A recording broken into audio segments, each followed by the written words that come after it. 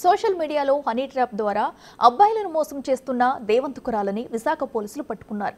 విదేశాల్లో స్థిరపడిన వాళ్లు సొసైటీలో పెద్ద మనుషులను టార్గెట్ గా చేస్తూ జాయ్ జమీనా అనే మాయలేడి మగవారికి వలవేస్తుంది. మరీ ముఖ్యంగా పెళ్లైన మగవాళ్లకు ఫోటోలు పంపించి దగ్గరవుతుంది. క్లోజ్ అయిన తర్వాత స్ప్రే చల్లడం, క్యారెట్ జ్యూస్ లో నల్ల మందు కలిపి మైకంలో దింపుతుంది. మత్తులోకి జారుకున్న తర్వాత తనతో పాటు బెడ్ మీద పడుకున్నట్టు తన ఫోటో షూట్ చేస్తుంది. ఆ ఫోటోలను వాడుకుని వారిని బ్లాక్మెయిల్ చేయడం మొదలు పెడుతుంది.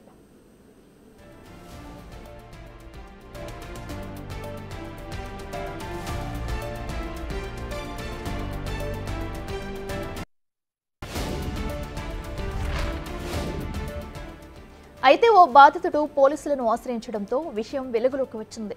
ఇలా అబ్బాయిలను ట్రాప్ చేయడానికి ఓ ముఠా ఉందని ఆమెను విచారించిన పోలీసులు తెలుసుకున్నారు.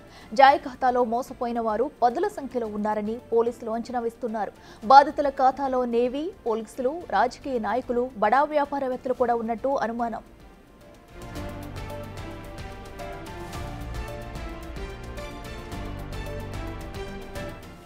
బ్లాక్మెయిల్ చేసి కోట్లలో డబ్బు, బంగారం, విలువైన కార్లు దోచుకున్నట్టు తెలుస్తుంది. మరో షాకింగ్ న్యూస్ ఏంటంటే ఈ మాయలేడికి ఇప్పటికే 3 పెళ్లిళ్లు, 4గురితో ఎంగేజ్మెంట్ జరిగిందని పోలీసుల దర్యాప్తులో తేలింది. దీంతో విశాఖ పోలీసులు ఈ కేసుపై ప్రత్యేక నిఘా పెట్టారు. జాయ్కి డ్రగ్స్ ముఠాతో కూడా లింకులు ఉన్నాయని పోలీసులు అనుమానిస్తున్నారు. ఆమె సోషల్ మీడియా ఖాతాలను పరిశీలిస్తున్నారు. ఈ అమ్మాయి నిన్న ఏం జరిగిందంటే ఆ అబ్బాయి తల్లి వచ్చాడండి నా దగ్గరికి. అబ్బాయి తండ్రి దుబాయ్లో ఉన్నారండి. అబ్బాయి తల్లి వచ్చి మొత్తం ఈ విషయం చెప్పి ఏం చెప్పాడంటే ఆ అబ్బాయి అమ్మాయితో కలిసి వచ్చాడండి తల్లిదండ్రుల మీద కంప్లైంట్ చేయడానికి. అంటే మీరు అర్థం చేసుకోండి, అబ్బాయిని ఏ విధంగా గ్రిప్లో పెట్టారు. అప్పుడు వరకు అబ్బాయికి నేర్పించారు, మీరు మీ తల్లిదండ్రుల గురించి పోలీస్కి పోయి చెప్పండి, సిపి గారికి పోయి చెప్పండి. తర్వాత లోపలికి వచ్చి మాట్లాడుతూ ఉంటే స్లోగా ఆ మత్తు పదార్థం ఏదో పెట్టారు.